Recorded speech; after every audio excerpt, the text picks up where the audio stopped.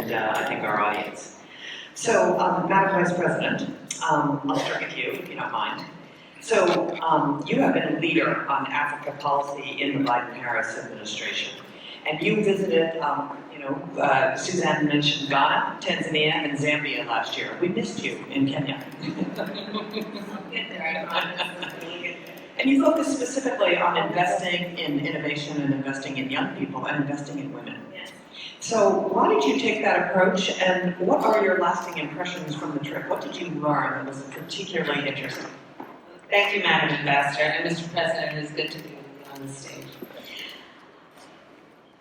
I strongly believe that we are at a moment where we should revisit and upgrade and update the narrative of the relationship between the United States and the continent of Africa. When you think about the continent, the median age is 19 years old. 19. It is predicted that by 2050, 1 in 4 people occupying space on Mother Earth will be on the continent of Africa. So when I think of it just from that perspective, many could rightly argue that the future is on the continent of Africa.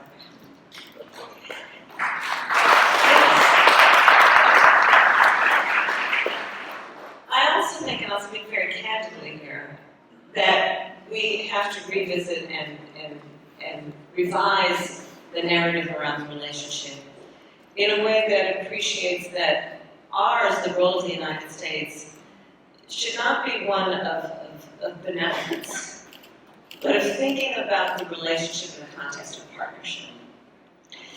So it is not about, and simply about aid, but about investment. And understanding the capacity that exists and has been proven to be strong on the continent, and therefore is worthwhile in terms of an investment, understanding it will yield a great return on investment. And when I think, Mr. President, in particular about your leadership in Kenya, I think this is empirical evidence of the need, of the imperative of the United States through our government and private sector partnering with Kenyans, with the Kenyan government, in a way that recognizes the extraordinary opportunity for continued investment writ large in innovation, thinking about what we must do as a global community around addressing crises like the climate crisis, what we can do through those investments that makes clear and real what we know to be the growth, that broad-based economic growth that occurs wherever and everywhere when you invest in women. And then doing that work through a partnership that also appreciates it is good for American business to be invested in relationships that contribute to global stability. Global stability, of course, results also in global economic stability. And so for all of these reasons, I simply believe it is the right thing to do, not to mention the intertwined history between the continent and our country. But also, if we are going to be at all forward-thinking, it is an imperative. Frankly, as Vice President, I say this as a devout public servant. Sadly, often, our strategy around foreign policy is based on the crisis of the moment. And part of how I think about the future and the imperative of the relationship with African nations is based on a vision that public policy be formed and implemented now based on a vision for the next 10, 20, 50 years. And again, that all brings me back to the continent of Africa, and Kenya is an example of vibrant partnership. For this historic visit. And I've had the pleasure and honor to join him for a number of events, as President Ruto, President Biden, and Ambassador Whitman, who's doing an unbelievable job. I'm going to give a hand to Ambassador Whitman. We were together in Kenya about a month ago, and I'm in awe, Meg, of your determination, commitment, expertise. It's making a huge difference, so thank you.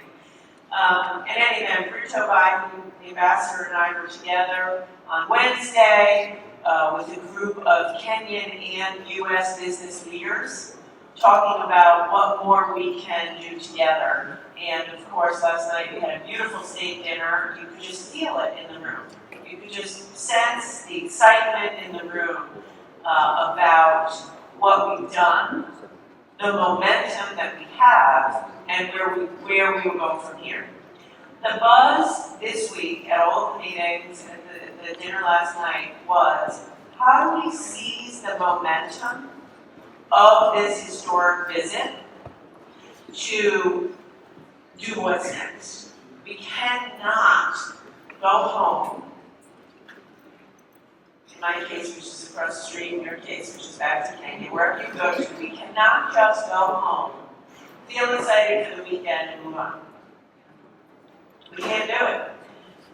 President Ruto said, in the U.S.-Kenyan economic relationship, we have to go from ideas to action and opportunities to investment. That's what every one of us has to think. I'm going to think myself, what can I do to take the excitement, the buzz, the momentum, the ideas, and put it into action that will lead to opportunity and investment. By the way, that's exactly what is happening this week. It's been quite incredible, the announcements that we have made from Google, huge announcements in infrastructure and digital upskilling of millions of Kenyans. Same thing with Microsoft, a new data center, and upskilling. MasterCard, you just had the CEO up here, Coca-Cola, over $175 million investment. That's fantastic. Now more, right? Now how do we do even more than that? I think under President Ruto's leadership, your leadership, what's happening in Kenya, the entrepreneurial activity in Kenya, Kenya is leading the way to change the narrative in Africa, the whole continent. Kenya is a scene of optimism, democracy, rule of law, entrepreneurial young population, a culture that encourages risk-taking. That's a very big deal. It's not true everywhere. And increasingly, a desire on behalf of U.S. investors and entrepreneurs and tech companies to invest. And so I was there a month ago, as I said, as well on stage as part of this commemoration and the celebrations that will be forthcoming, to include Her Excellency Ambassador Meg Whitman, who is the United States Ambassador to Kenya, and for whom we all feel a special debt of gratitude for her collaboration in today's proceedings and convenings, having been an effective leader in business and continuing to champion business in her current role as U.S. Ambassador, really facilitating and cementing those collaborations. And then we will be also joined on stage by our most esteemed honorable witness, who is His Excellency Dr. William S. Ruto, President of the Republic of Kenya. In terms of the run of show for this ceremony, following this first signing, we will convene 5 others. Following this, we will have a chance to hear directly from the President, as he is both welcomed into this room by a rousing keynote from the Honorable United States Senator from Delaware, the Honorable Chris Coons. And following that, we will hear from the Cabinet Secretary who have just participated in the deal signings that are to come, and she will both give her impressions of the power of this partnership when she introduces the President, and then we will have the opportunity to hear directly from him.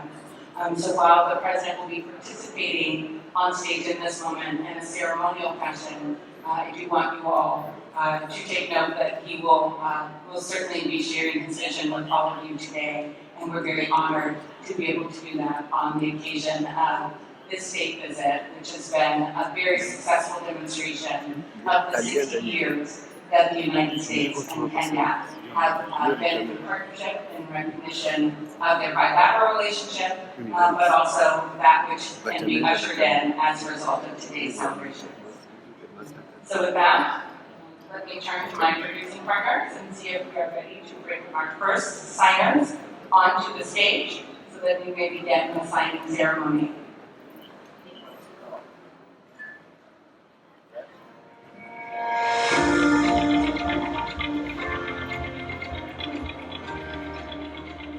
Ladies and gentlemen, it is my honor to welcome to the stage for our first signing the Secretary of the Department of Commerce, the Honorable Gina Raimondo, Cabinet Secretary of Kenya's Ministry of Trade, Industry and Investments, Her Excellency Rebecca Miano. And these leaders will now sign a memorandum of understanding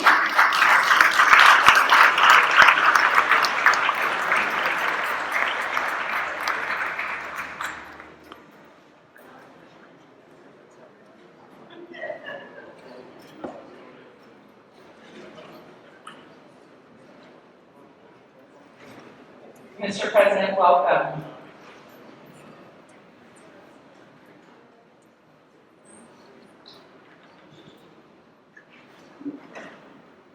The Honorable Secretaries will now sign a memorandum of understanding to establish the U.S.-Kenya Commercial and Investment Partnership.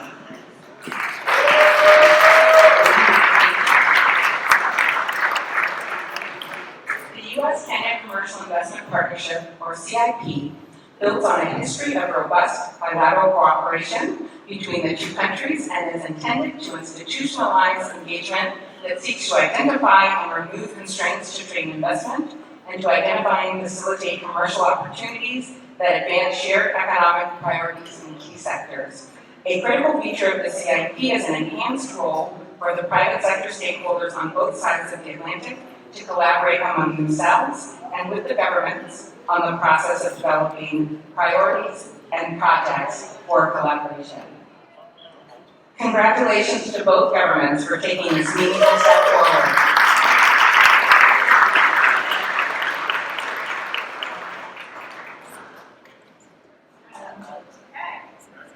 Indeed. We congratulate you on taking this meaningful step forward. We'll capture the moment here for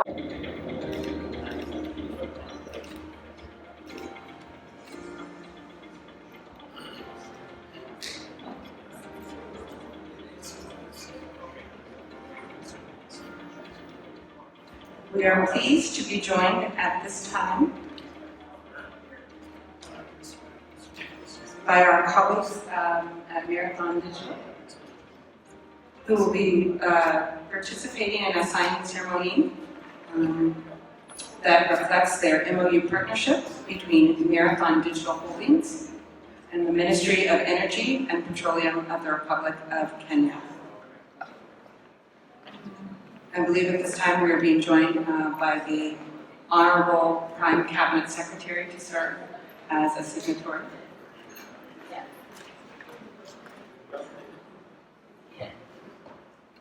Welcome.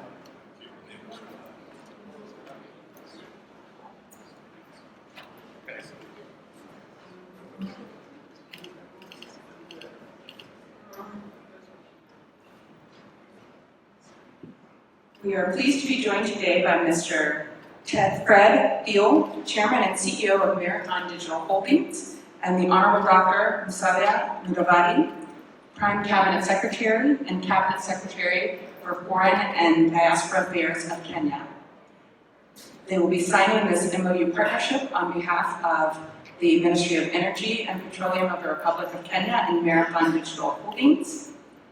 This agreement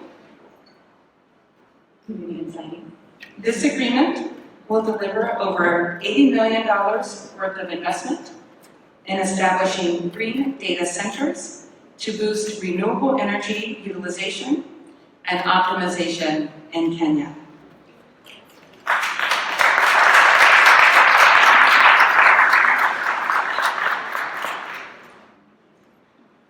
Congratulations. I'll have you stand for a ceremonial photo, if you would, Excellencies. Congratulations.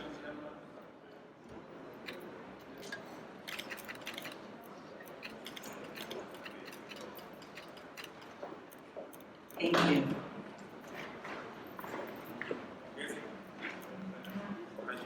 Congratulations to Marathon Digital Holdings and the Republic of Kenya on this deal that will boost renewable energy utilization and optimization in Kenya. We look forward to the fruitful to begin the process of our next signing ceremony. Hi. How are you? This partnership is a partnership between Siemens Healthineers and RVL Healthcare of Kenya. Please welcome, who are seated at the table, Mr. Vivek Kanade, Managing Director for Middle East and Africa for Siemens Healthineers, and Mr. Leela Padimukala, Founder and CEO of Red Hill Cancer Center, who are joined today by honorable witnesses as they cement an agreement that will help establish a center of excellence for cancer care in Kenya, intending to open in 2025 and to serve patients in Kenya and across East Africa.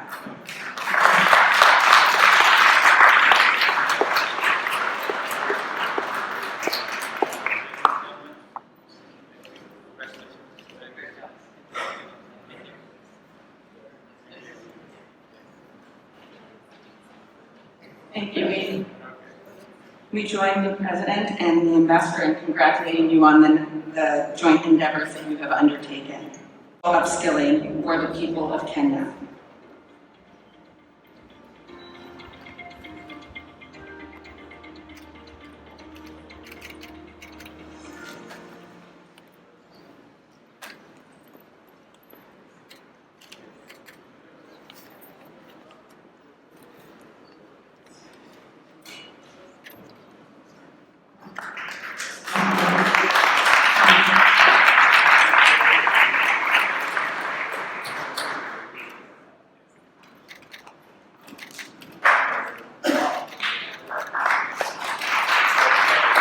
Congratulations.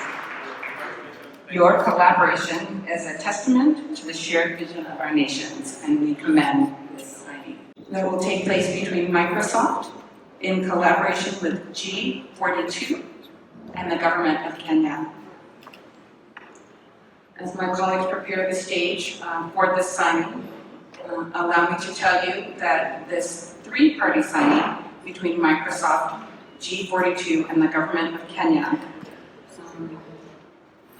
has already made quite a bit of news, and so I'm pleased to welcome to the stage Mr. Brad Smith, Vice Chair and CEO of Microsoft, Vice Chair and President of Microsoft. We're joined as well by His Excellency Dr. Musalia Mudavadi, Prime Cabinet Secretary and Secretary for Foreign and Diaspora Affairs, and their respective witnesses to finalize a series of signing agreements. We're joined as well by the CEO of G42, Mr. Pen Zhao.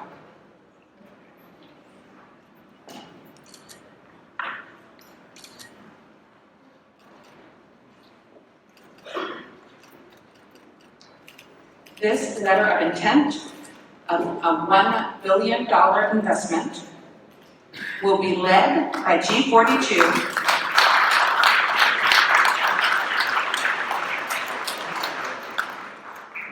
This investment will be led by G42 to build a state-of-the-art green data center in Okaria, Kenya.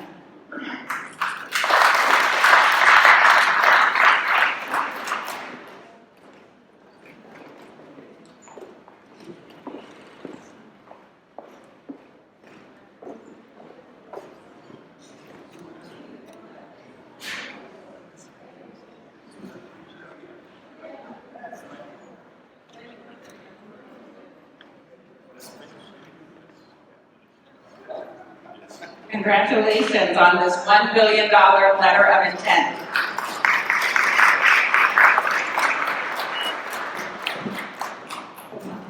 Congratulations, everyone. This is wonderful.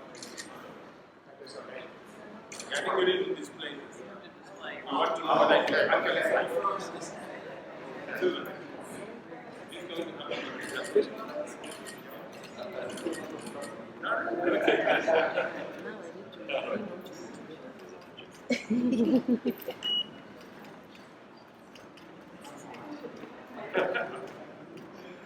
Alright, thank you. Wonderful. Let's give that another round of applause. With this last signature, we conclude the MOU and the United States International Development Finance Corporation. Let us at this time welcome to the stage Mr. Edward Kirathi, CEO of Acorn Holdings, and Mr. Scott Nathan, CEO of the U.S. International Development Finance Corporation, or DFC, with your respective witnesses.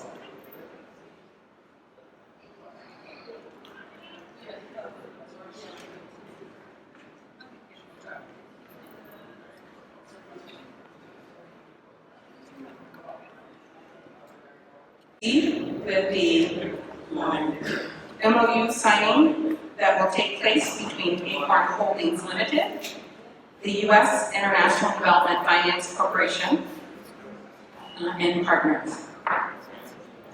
We are pleased to welcome to the stage Mr. Edward Kirathi, CEO of Acorn Holdings, and Mr. Scott Nathan, CEO of the U.S. International Development Finance Corporation.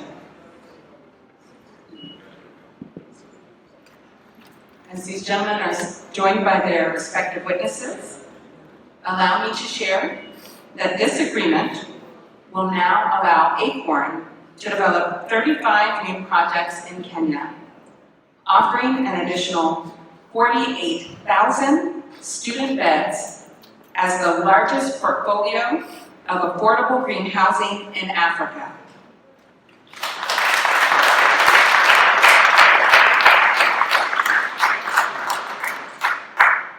We understand that Standard Bank will also finance some aspects of the project, and they are joining as honorable witnesses for this occasion.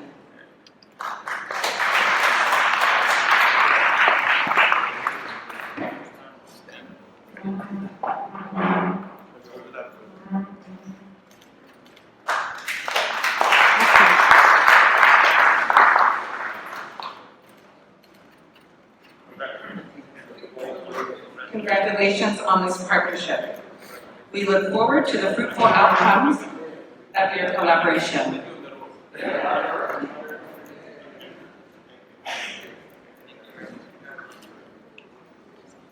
Congratulations again, that's quite an achievement. The capacity that we have in public-private partnerships is being illustrated around our focus on the continent of Africa. And let it be an example as we think about future forward policy.